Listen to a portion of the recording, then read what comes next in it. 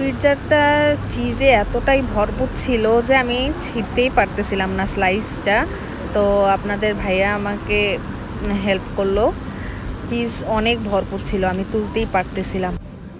আসসালামু আলাইকুম, আশা করি সবাই ভালো আছেন। আজকে আমি আরেকটা নতুন ভিডিও নিয়ে আসলাম।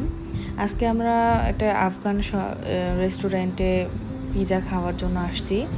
তো আজকে আপনাদের সাথে একটা কথা শেয়ার করতে চাই, সেটা হলো যে এদের বাইরেও সেট আপ থাকে এবং ভেতরেও এদের খাবারের ব্যবস্থা থাকে।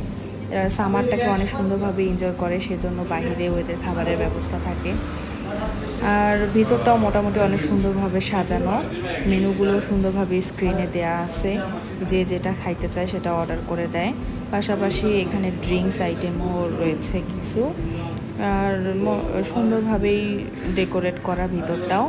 আর সামারটাকে এনজয় করার জন্য তারা বাহিরেও বসে, সামারটাও এনজয় করে এবং খাবারটাও এনজয় করে, দুইটাই।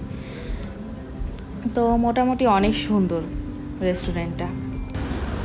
পিৎজাটা চিজে এতটাই ভরপুর ছিল যে আমি ছিঁড়তেই পারতেছিলাম না স্লাইসটা। তো আপনাদের ভাইয়া আমাকে হেল্প করলো।